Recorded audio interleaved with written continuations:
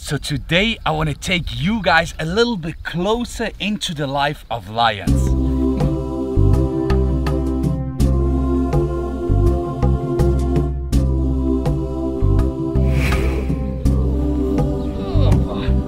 Alright, a lot of people keep on asking me how did I manage to become part of a Lion Pride? How can I be so close with them at all situations? Today we want to go a little bit more into detail. What does this mean?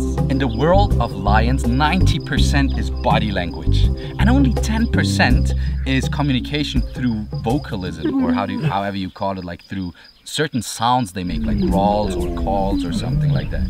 But every movement of his head, of his paws, combined with the tail, of my eyes, where do they look? Do I move backwards or to the front when they approach me? All this is constant communication, guys. And if you're not aware of what they are telling you, if you can't understand them or don't see it, that's where the real struggle starts, and that's where it gets dangerous. This is the moment where Dexter shows the girls, listen, it's over. Look there.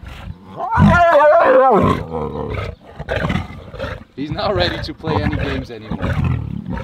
And there is a huge difference between being respected and accepted by a lion in his environment, or being part of his family, being actual part of his pride. Now, I didn't teach them any language. They don't speak my language. I actually came here and learned their language. That's why I have to communicate as a lion in their language.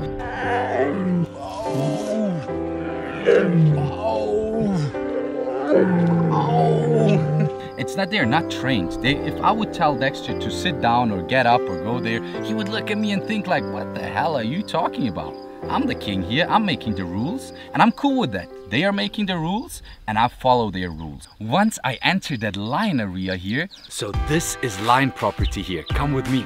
I have to leave all my human behaviors, my human thinking, and everything what's human about me out there. Because in here, I have to be a lion. I have to think like a lion. I have to act like a lion in every single situation. This is Nyla. She's the first one to dig into an animal, to do her job, and she's amazing in it. This is why she's so bloody. It's part of socializing within a lion pride, because they lick each other to clean each other as well. Now, unfortunately, I can't lick, so I'm imitating with my hands to take the blood off her and get her clean again. Look how she's enjoying it.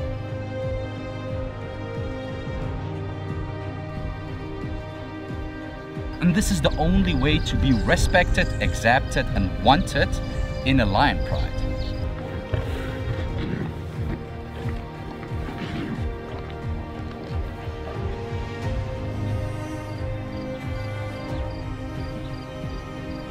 Now let's talk about respect. Now respect is essential in a lion pride, all day long, 24/7. But what does it mean? Respect means to give each other the privacy and the space they need. You often can see that lions lay on top of one another, they love affection and to cuddle, but there is also those moments when they don't like it or they just don't feel like it. And in those moments, they will let you know straight away. And if they let you know and you step away and respect that, then you're cool at all times. But once you don't follow the rules and you stop respecting or overdo it by dominating one another,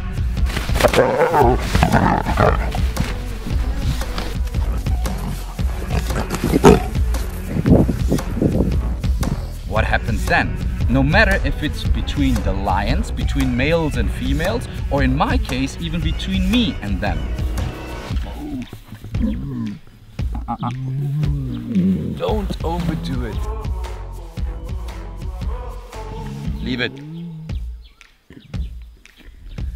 Yeah, so these are the situations. If she does it again, she'll get it again. Yeah. She can't enter my world, like my privacy, and just take over everything. And that's the same thing she does with the other ones. That's why she's the one with the most scars in the face. Now usually they start to communicate in such situations straight away through body language. Certain movements which will show you, step away, I don't want that. Now if you can't see that or don't respect that, they'll start getting vocal. So they'll growl or just do certain sounds which symbolizes, listen, attention, you're about to cross that line now. If you still continue and if you still keep on bothering them, that's where they're gonna slap you, claw you, bite you, or just do something which seriously hurts you on purpose because you didn't listen to them. Like there. That's a warning. That's more warning. Easy there. As I told you twice, I told you 3 times. One more time and I'll fuck you up. Unfortunately, they can't find you. They are their own police. If something hurts or bothers you, you straight away tell them. And it's absolutely no difference if it's between them, lion and lion, or between me and them. For you guys, you see a human within a lion pride.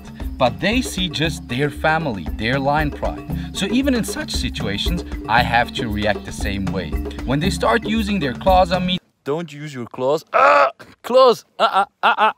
There's hundreds of different types of using claws on me. There's some times where they use their back claws, and I exactly know that they don't have full control over their back claws. So usually if they scratch me like this, I just leave it because I know mostly or most probably he didn't do it on purpose.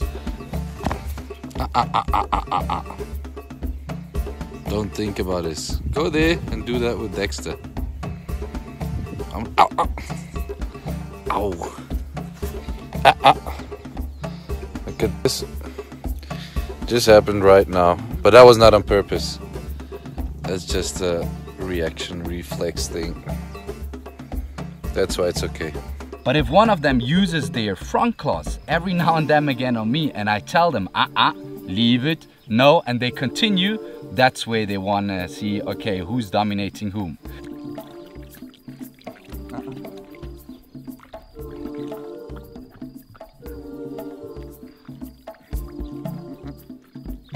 And the only thing I can do is use my knuckles, give them a smack, whether it's on the nose when they biting too hard, or it's on the paws when they're clawing too hard or something like that. Claws, leave it.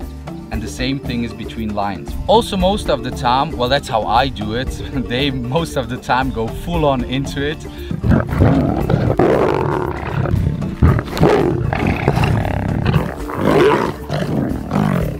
I'll just quickly tap on the paws or on the nose so that they know, okay, now I really crossed the line already, and if I don't stop now, that tap is gonna get worse and worse and it's gonna start to hurt.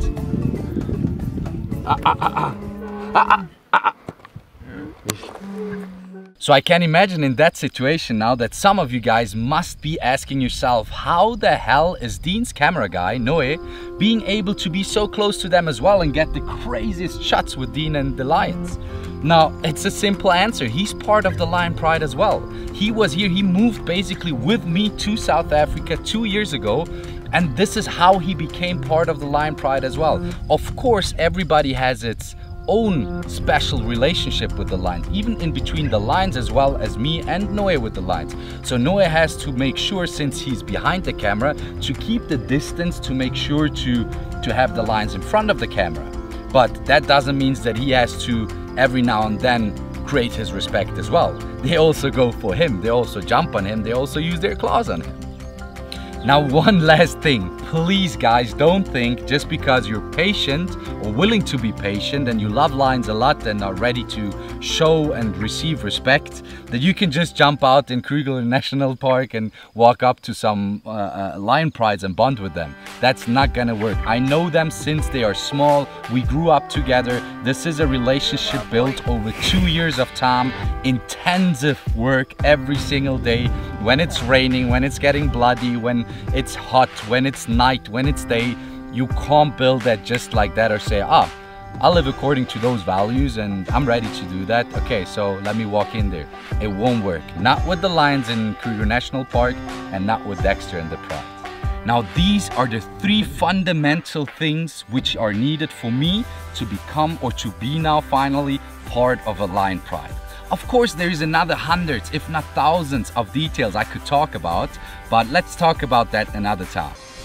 I hope you guys enjoyed this video, and if you want to see what's next, then make sure to subscribe my YouTube channel right now. And if you want to see more content, you're so welcome to follow my other socials as well. Thank you so much for watching, and see you guys later.